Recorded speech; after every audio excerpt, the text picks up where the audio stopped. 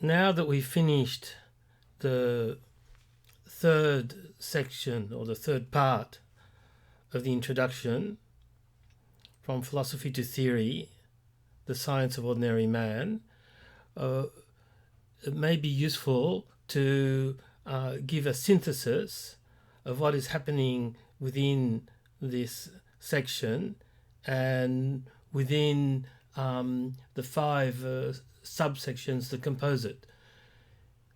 For the first two sections, we gave a synthesis which showed us that they were devoted to the laying out of the aims and the methodology that Laruelle is putting forward and practicing in this book.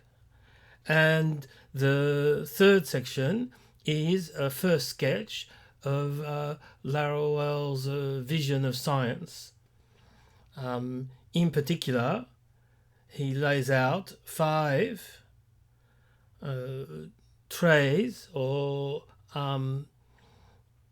criteria of demarcation between science, in particular the science of ordinary man or the science of people, and something else that he calls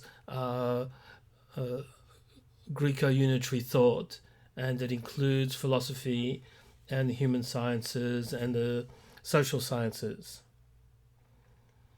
So it's interesting to look at these five criteria now that we've explained them and try and understand why he's advancing these criteria and whether we believe him or not, whether they seem plausible. I've consistently tried to group together the five, because he puts it in terms of one thing and for the science of man, and another for the Greco-unitary paradigm. So I'll group together now.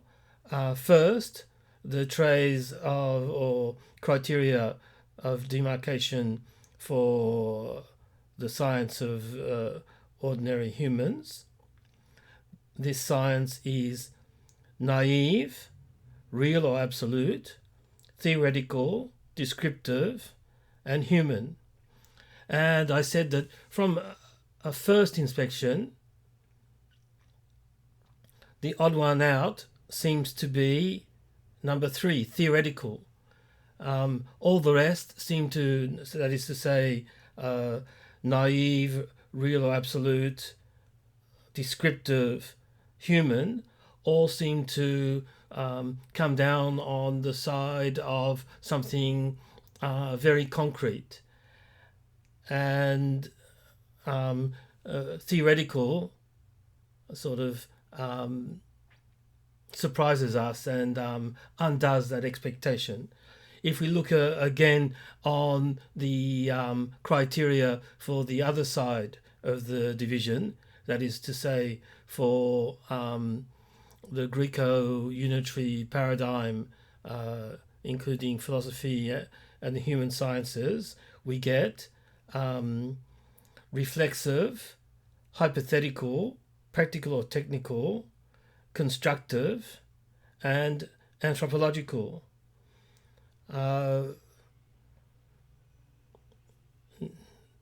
Said like that, it's no longer so obvious that we're dealing with the same odd one out. All these seem to come out on the abstract side, or the more abstract side of the division. Reflexive, that sounds abstract. Hypothetical. Then number 3 once again jumps out, practical or technical. That sounds concrete rather than abstract. and then constructive and anthropological. So that sounds a group of four criteria that are more on the abstract end of the spectrum, with the same odd one out. So something funny is going on with number 3, which changes our vision of the whole list. In my discussion in the last video, I said that in fact, given his explanation of theoretical, it was not so much number 3 which appeared to be the odd one out, but number 2, that the science of ordinary man is real or absolute and not hypothetical. So we'll have a look at those criteria and see what comes up in terms of how they hang together or not. A first reflection is that I'm calling them criteria of demarcation. So that's a callback to the Popperian and post-Popperian tradition. So Popper, Kuhn, Lakatos, and Feyerabend. And Laruelle calls back to that tradition as well, with his constant use of the word paradigm. At the same time, we can see that he's making a strategic use of these concepts, and that ultimately they may need to be seen in a different way.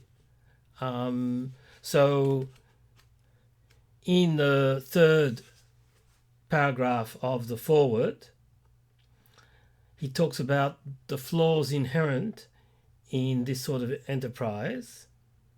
So he's talking about the flaws, and he says naivete and naive statements, whereas here naivety is in number 1 is being put forward as the positive value or the positive virtue or the positive criterion. So we can understand that there's a Greco-unitary way of understanding naivety, and if we're going to conserve the term, we have to understand it in a new way. So naivete and naive statements, empty agendas. So empty agendas is a callback to the beginning of the first paragraph, where he talks about how the science of ordinary humans has already been signaled and hinted at. So we said that was more like the existence of programs, empty programs and empty agendas, and at the same time that we could not avoid certain preemptions intended to give a view of the whole. So the first 2 sections are quite programmatic, but once again we have to be wary of understanding them in the sense of the type of programs and manifestos and agendas that have been advanced as promissory notes in the past but have not been carried out because of carelessness, lack of rigor, or because of incoherence, as he talks about the human sciences as just being a methodological and conceptual mess. So when we look at these criteria, we have to be wary of the notion of naivete involved and of their programmatic nature. Aggressive declarations, third fault or flaw. So he's been quite aggressive up to now in his condemnation of the lack of foundation, the carelessness, the incoherence, the messiness of the Greco-unitary tradition, that is to say, of philosophy and of the human sciences and social sciences. Successive refusals designed to cordon off a territory. So this idea of successive refusals that cordon off a territory, that seems to be a rejection in advance of giving the ordinary understanding to all the rejections and refusals and exclusions that he's practiced up to now in sections 1 and 2, and that come out in these 5 criteria, because we have the positive values of the science of humans, and we have the negative values that are rejected, and we have the gesture of demarcating, that is to say, of cordoning off.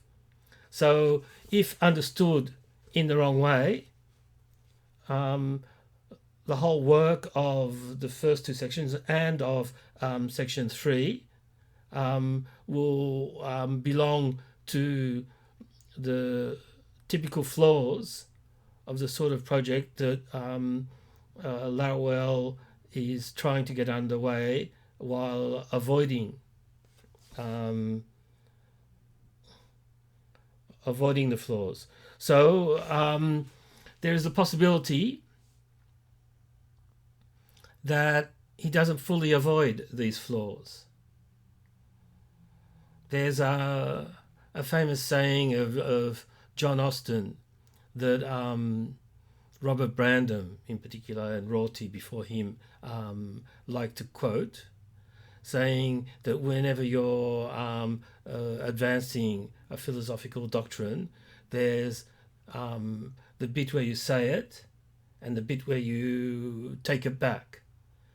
And I would say there's a third stage in that sequence is, once you've said it and taken it back, you sort of say it again, you sleep sometimes, and you forget that you've taken it back. So he has a very sophisticated methodology. He's talking about science, and we'll see what he means, because he's going to qualify it pretty quickly as not empirical science. We've already talked about that in the first 2 sections. And he'll call it, for example, transcendental science. So he said it's science, and then he takes it back and says it's not science in the ordinary sense. It's not science, in fact, using his other expression, strictly speaking. It's transcendental science. So he's sort of taken back the qualification science, and then so logically he should always be talking about transcendental science, and then he will slip back into the old usage and just go ahead and talk about science.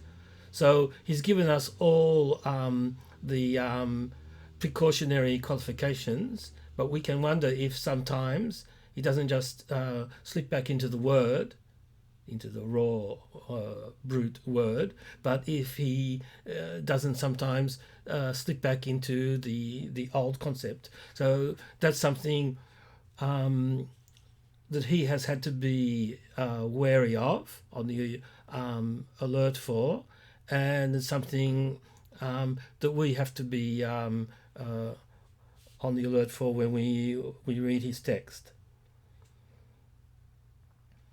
So the first one is that the science of ordinary man is rigorously naive rather than reflexive. I think it may be well just to bear in mind, while we're discussing these criteria, 2 notions from the tradition that I cited, the Popper, Lakatos, Feyerabend tradition, but we find the same ideas in the other traditions, like the French epistemological tradition of Bachelard, Canguilhem, Althusser, Foucault, that sort of lineage, that we find in Deleuze as well. And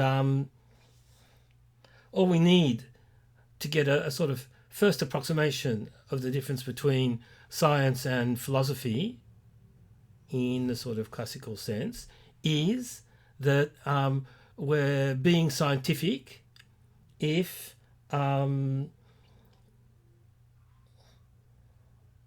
theories are subjected, at least in principle, at least some of the time, to test, if our theories are partially or wholly testable.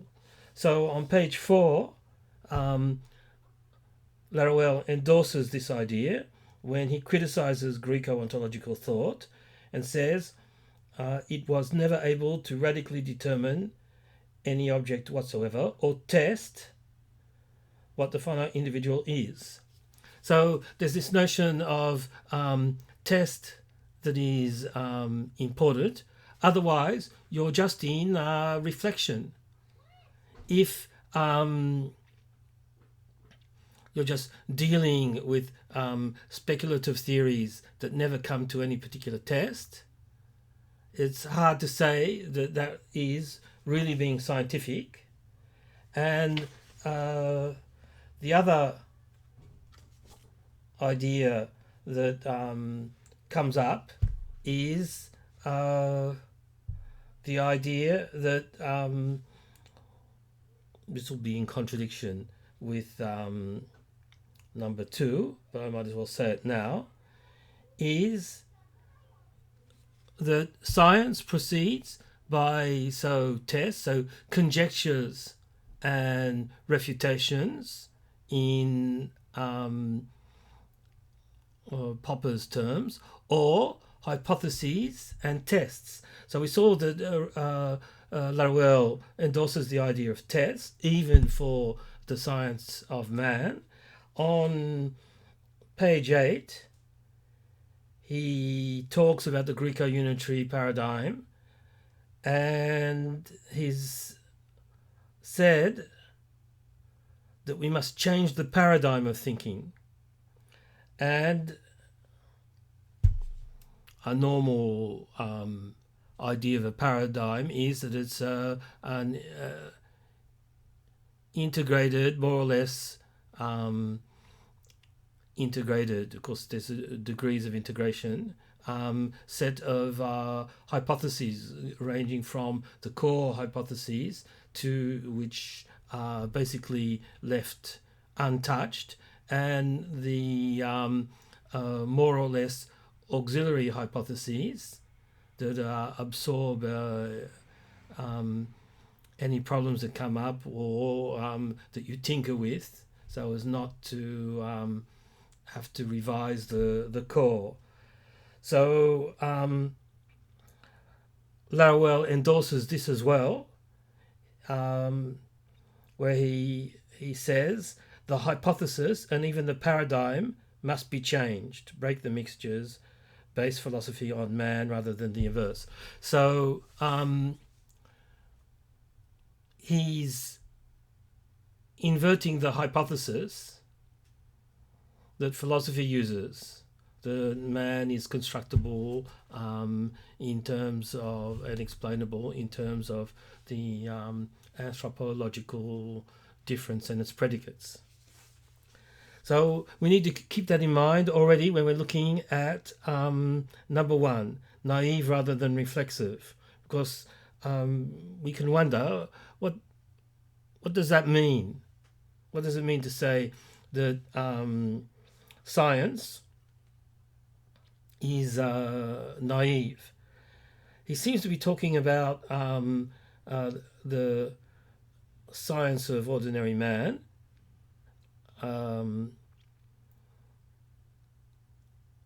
a rigorous non-empirical science, but towards the end of the first paragraph, for one, he tells us that the essence of the science of the real, and he gives the precision, the essence of the science of the empirical or individual real is its non-circularity, its non-reflexivity, its naiveté. So at least at that level of naiveté, he's grouping together the empirical sciences and his own transcendental science. This principle of the sciences, plural, which we will not specifically discuss here, but is based on in the one, is the principle of real immanence or identity, a principle unknown to philosophy, but which holds for the empirical and transcendental sciences. So naivete is real immanence or identity, or thinking in terms of real immanence or identity, or experiencing, because theory and experience in the science of man are the same thing. You don't have any difference opening up between them. He calls it a principle, but we know that in fact in the new paradigm we don't have principles. Principles are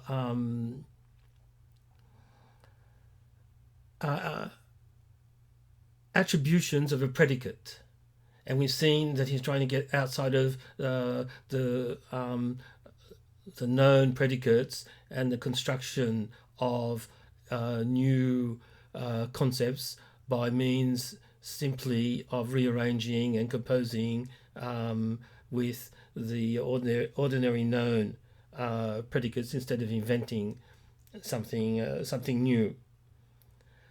So the idea of reflexivity that we're getting there is this idea of the treatment of a paradigm or a research program in a way that neutralizes or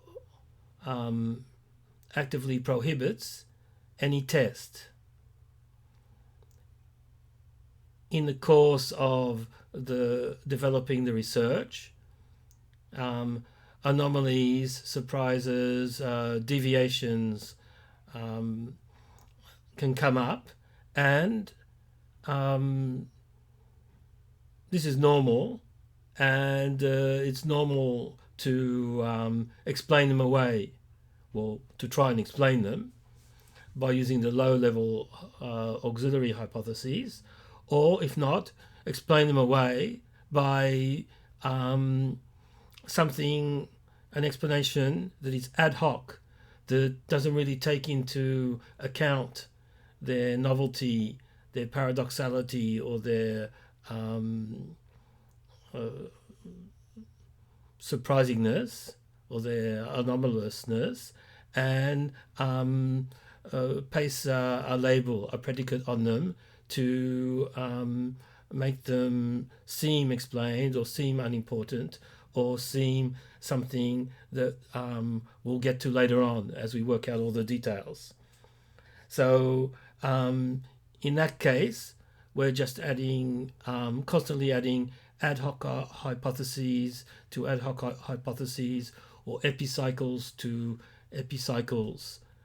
If we look at the analogy with Ptolemaic astronomy, and we're not getting to grips with the real at all. So that's one possibility of a pathology of science, which drags it towards a more philosophical usage. And we can see that today with the grand cosmological speculations like string theory and the various other rival theories that can predict multiple dimensions for the universe, or different um, universes or different space-times, and that can explain everything that needs to be explained within our observational cosmology and our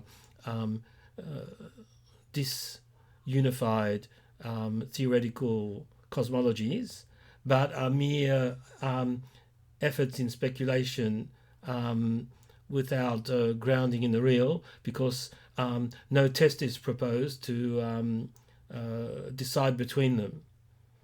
On the other hand, as soon as you've got some notion of test, whether it be empirical test or some sort of more abstract but still containing an element of confrontation with the real, even indirectly, where drawing things towards the scientific side. So there's something accurate here, but I think once we start thinking about that, we're getting to a notion that he calls one way of specifying this criterion is non-circularity. So reflexivity is circularity, because you're self-validating, conceptually self-validating, theoretically self-validating. Any evidence that comes up is either produced by the theory or the paradigm, or totally interpreted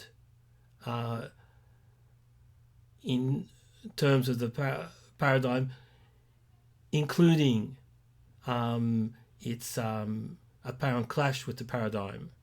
So that's a reflexive circle where the theory totally interprets the evidence, including its agreement or disagreement, and the evidence reflects the theory. So we've got a vicious circle there in that case.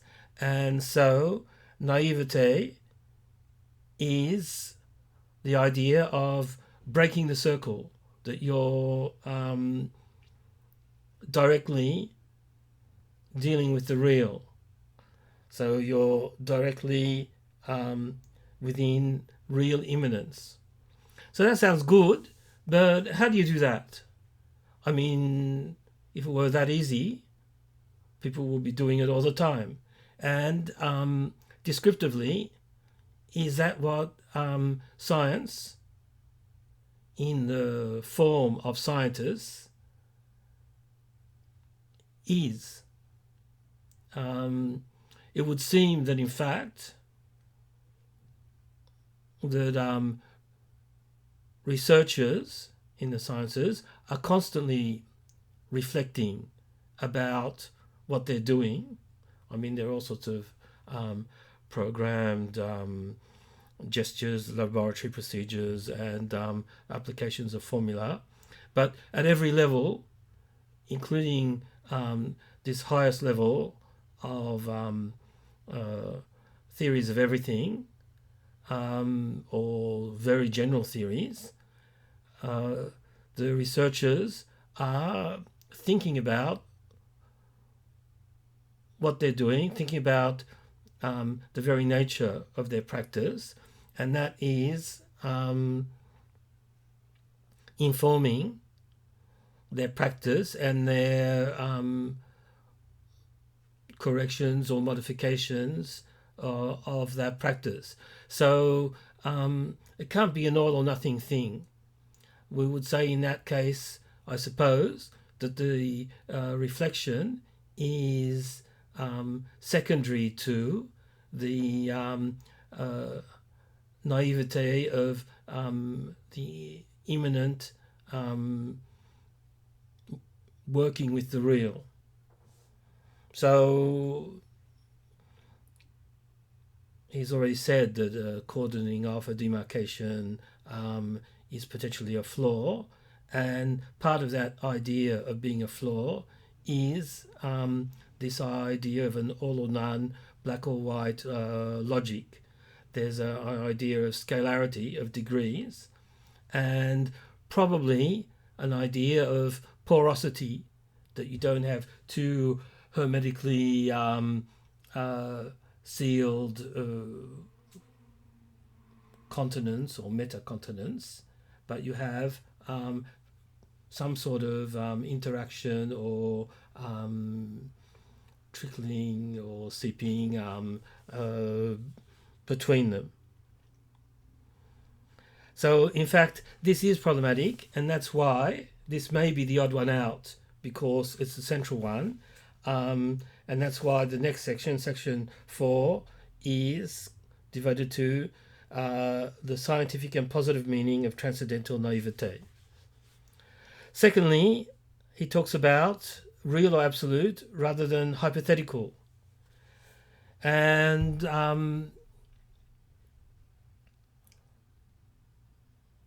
we can understand what he means, but this has to go.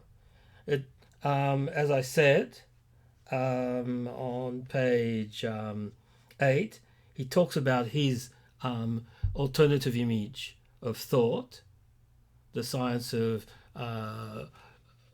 humans, is a new hypothesis, an alternative hypothesis. And if we look at En tant qu'un, the book that is a collection of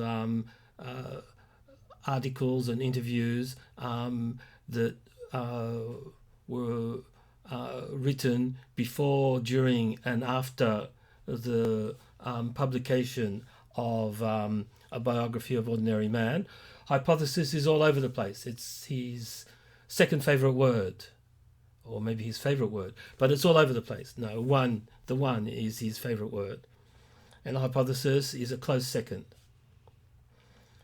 Why is he saying it then? If there's something that just looking at it without looking at Laruelle's usage, we can see that there's something strange about saying he's proposing a new paradigm, but it's not hypothetical. And then we look at his usage and we say he's constantly saying that it's a new hypothesis. So I think one thing that we must bear in mind is that there is this critique of predicates as being metaphysical, or part of representation, or part of philosophy, or part of Greco-unitary thought, and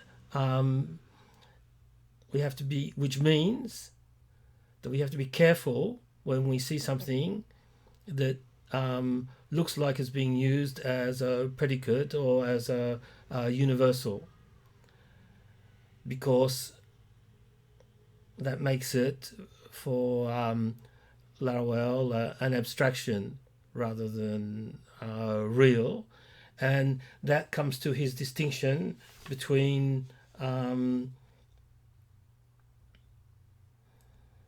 the real and the possible, and the absurdity of what he calls at the bottom of page 12 transcendental realism, and that at other moments he calls the absurdity of the mixture of the real possible, the mixture of reality and possible, that is the best that philosophy can come up with. So when philosophy starts to deal with something, it applies its predicates, and it transforms whatever it touches into a set of possibilities.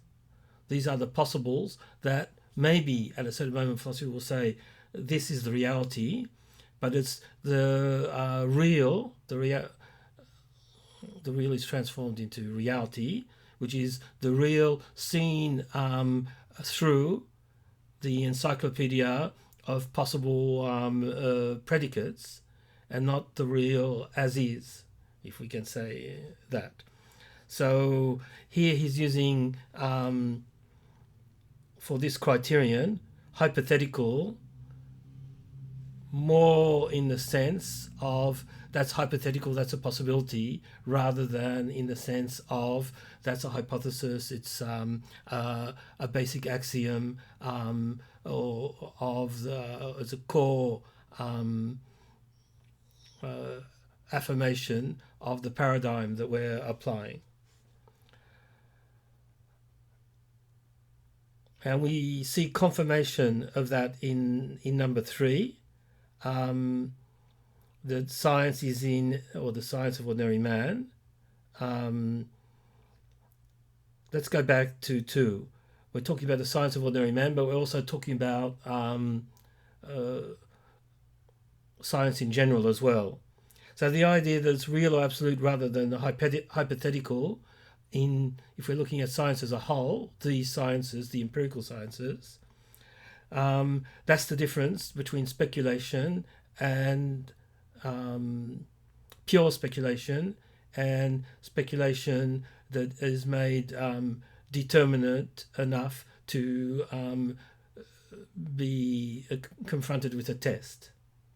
So as long as it's purely hypothetical, purely speculative, we don't deduce any fully determinate consequences, and we don't put our deductions to the test, both because our deductions are too vague, and because even when you're really vague, things can crop up that contradict them. And so the practice of constantly explaining away or reducing apparently contradictory evidence to just complicated examples that confirm the theory is a way of keeping everything hypothetical. So that applies not just to the science of ordinary man, but to the sciences in general, the empirical sciences, as well as the transcendental science. 3, in essence, theoretical rather than practical or technical. So that may seem strange, but given this idea of hypothetical as being that which is possible as viewed in terms of the encyclopedia of predicates of a particular paradigm or favoured theory, that becomes clearer. Everything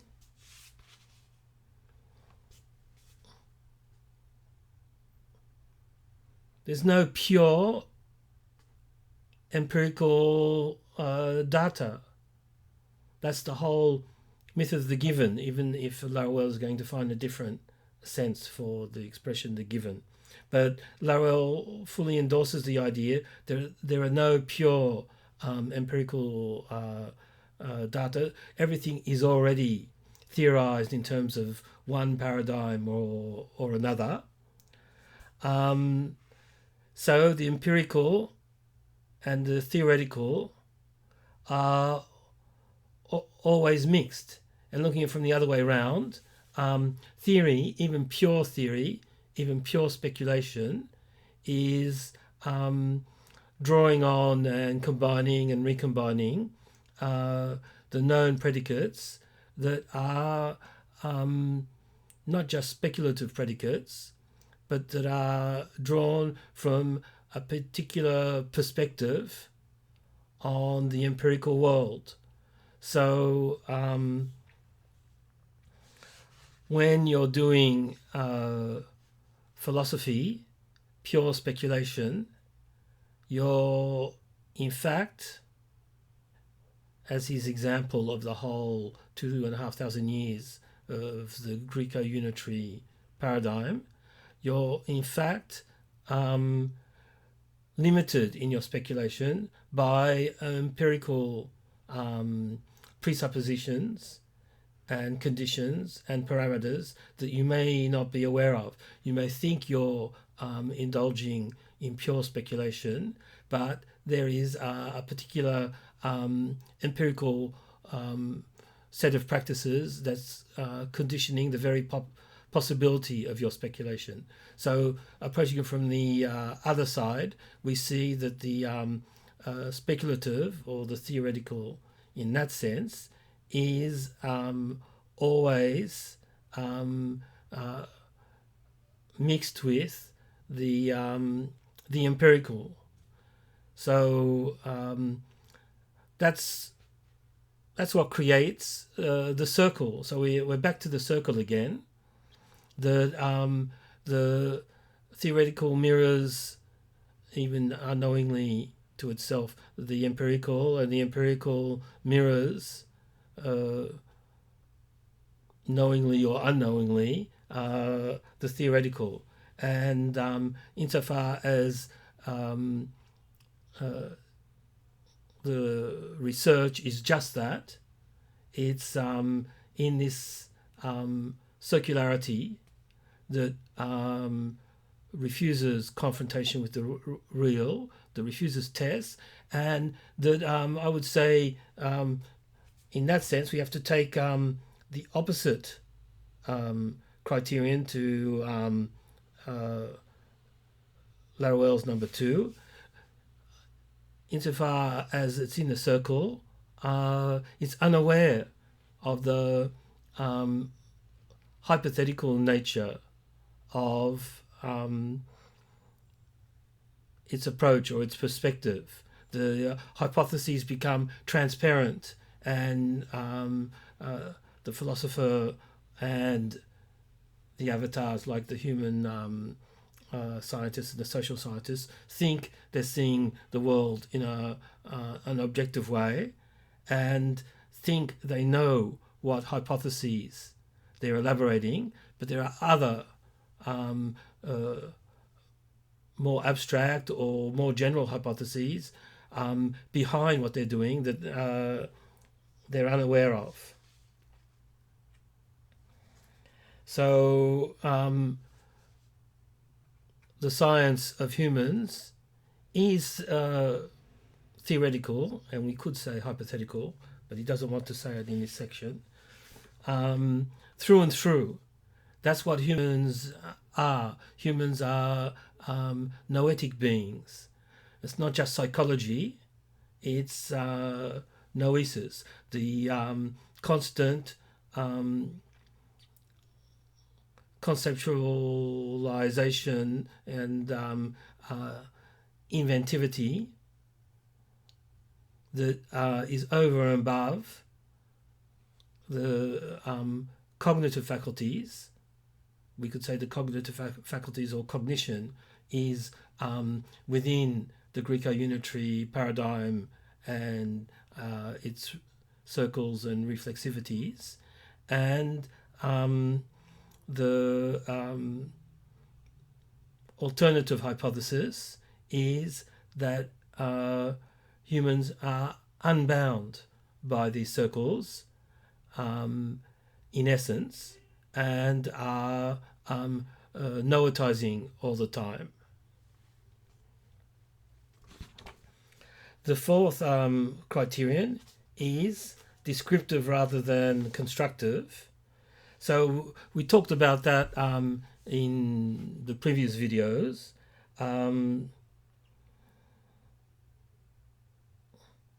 Constructive describes the application of known predicates and the recombination of known predicates to cover over everything, and to give yourself the facts, the data, the information, the perceptions even, that you can deal with. in terms of your known predicates. So constructive is another way of approaching the essential circularity of the philosophical, and as we can see there, of the whole procedure of ideology. We construct in terms of our needs, our interests,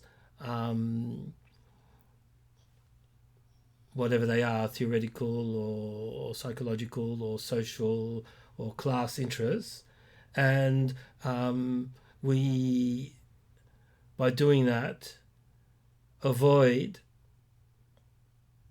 real description. So Laruelle, in the first sentence of criterion number 4, talks about real theory, which is a non-positional contemplation. So the contemplation is the noesis of immediate givens or of unreflective transcendental experiences. So they're immediate givens, but they're still noetized. They're immediate because they're not automatically covered over or eaten up by the encyclopedia of known or existing predicates. And so this is why he talks about finite phenomenal experience, when he believes that there is no pure phenomenological intuition. Once again, you don't get intuition and then noesis. It's a human is noetic all the way down, and so theoretical all the way down, and real all the way down. Lastly, which could seem a little outside the rest, human rather than anthropological. But once again, anthropological we have to understand as both that which is included inside the anthropological difference that characterizes the 2,500 years of what Laruelle calls Greco-unitary thought. Feyerabend talks about the same phenomenon. He calls it 2,500 years of rationalism with a capital R, and he regards specific rationalist or empiricist doctrines as equally belonging to this rationalist with a big R paradigm. So there's the anthropological difference, which is this mixture of predicates that describe humans, and so are distancing from humans, and insofar as it captures them or convinces them or is an alienation and from humans and of humans, I suppose. And the other idea is, when we think of anthropology, we should think not just of the discipline of anthropology or ethnology. We should think of the whole set of the human sciences with their methodological incoherence, that they're not even able to have a determinate concept of man. And so either they decide just not to talk about man anymore and just talk about their own regional and regionally constructed objects, and the other solution is to try to deal with man, but just break man up into a kaleidoscope of different regional perspectives, and then say that's it, that's the only way to deal with man. So Laruelle is saying there that this anthropological paradigm, in the two senses, is a totally different paradigm to the human paradigm he's putting forward. And I would say here as well, this criterion applies to the empirical sciences. The anthropological paradigm, whether we see it in the sociology of science, or the anthropology of science, which I think is a question that Laruelle should deal with directly, rather than sweeping it under the carpet with his sort of general reflections on anthropology. There may be interesting comparisons, for example, between Laruelle and Latour today, that should be examined. Also, within the anthropological paradigm is something like the cognitive sciences, or before that it was psychology and cognitive psychology, but it's more general set of cognitive sciences that try to explain all of human behavior, including theoretical behavior, in terms of its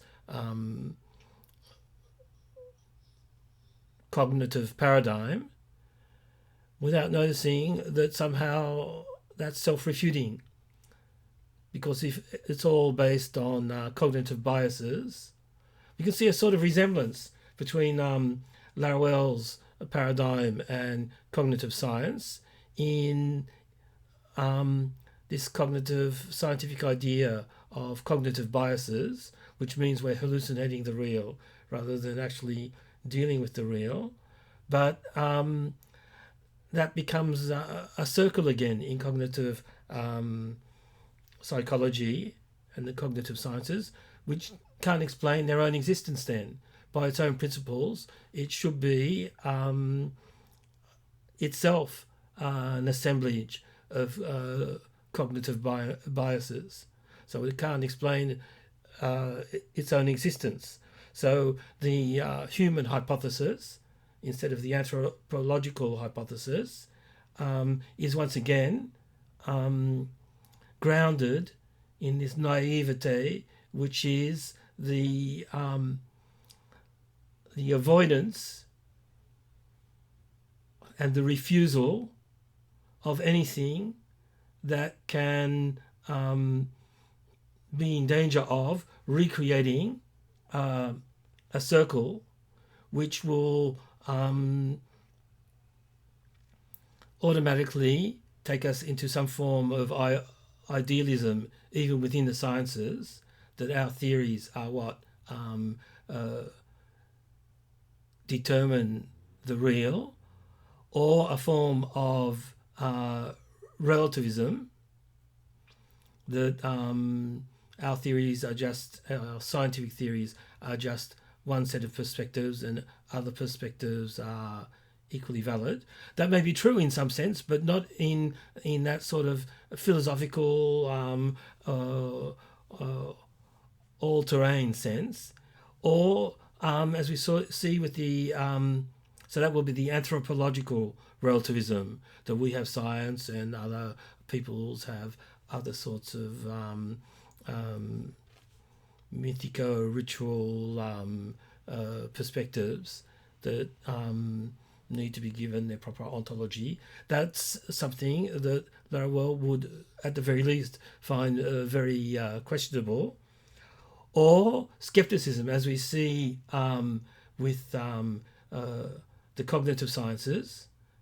A good example is Scott Backer's blind brain hypothesis, which is in fact a blind to its own status, because it doesn't explain how with a blind brain you could come to a blind brain paradigm. Calling it a hypothesis is a cop-out, because one, you'd have to formulate it in a determinate way, not just with a sort of a catchphrase, the blind brain, but you have to make it determinate and worked out in detail to such an extent that a test between the blindness of the brain or it's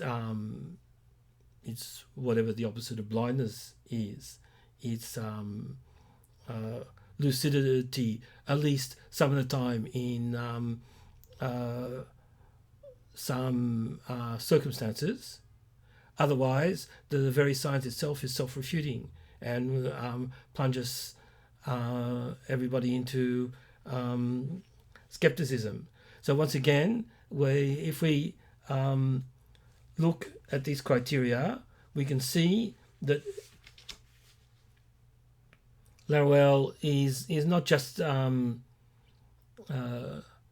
tilting at windmills or attacking straw men. These reflexive, hypothetical in the sense of possibilizing, practical or technical, theoretico-real or logico-real mixtures, constructive coverings over, and anthropological reductionisms are real positions in the philosophical and more global ideological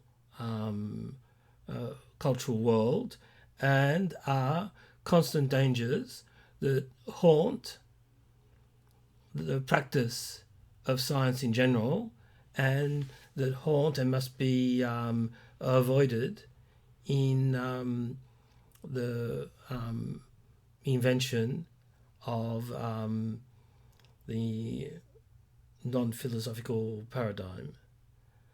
I said the non-philosophical paradigm, but he doesn't call it that yet. Well, he uses the adjective non-philosophical, but he, in A Biography of Ordinary Man, Laruelle doesn't call his research program non-philosophy. And I think that's part of the interest and of maybe the flawedness of this particular book. That is to say, Laruelle hasn't got his terminology worked out and stabilized, at least in the strata that he's going to continue using for many years. And his ideas are not fully worked out and stabilized. So we could say that's a good thing. Part of the value of this book is that we can see Laruelle, I would say, in creative fermentation. He's a sort of, not exactly a model to imitate, but he's an example of non-philosophical research at work. He's reading all these people, Deleuze and Derrida and Foucault and Heidegger and Nietzsche, and he's been trying to take them even farther than they go, and he's been disappointed that they don't go far enough. He's extracted from them the common essence of a philosophy of difference, and he finds that that doesn't go far enough, and that it's ultimately disappointing. And he's extracting from this, in some ways, application of the idea of test, even if it's a conceptual test, to the philosophy of difference. He's extracting the idea that it's a failed hypothesis, and he's not starting from zero although sometimes it might look like it. He's finding, in some ways we could say, underneath the philosophy of difference, what was powering it, the thought of the multiple, and he's now working through the consequences of this thought of the multiple to see where it can go, and sweeping away, not in the sense of sweeping under the carpet, but by working through, purging maybe is a better image than sweeping away, purging this thought of all the compromises, of all the cliches and stereotypes, of all the carelessness and the laziness and the sort of going around in a circle, repeating the same old slogans that have come to characterize this philosophy of difference that seemed so promising and so radical and so capable of changing everything. So the fact that, for example, hypothesis is forbidden in criterion number 2, and in fact constantly taken up elsewhere in his discussions, is perhaps a symptom of the status of this work as itself transitional, although when he wrote it, perhaps he couldn't see it as transitional. When he wrote it and published it, he saw the preceding work, the minority principle, as transitional, and he thought he'd come to a state of stabilization where he could proceed didactically and lay out the theorems of all of human experience. But then later there'll be a new mutation. He'll move on to philosophy 3, whereas this is smack in the center of philosophy 2, and he'll say that he was still working under a philosophical principle of the authority of science, and he had to proceed further to suspend that principle. So it's an encouragement to us, even as it's taking on all these allures of the final definitive laying out of the theorems covering all of human experience in a linear order. It's an encouragement to us to rethink the whole and to proceed in our own way after.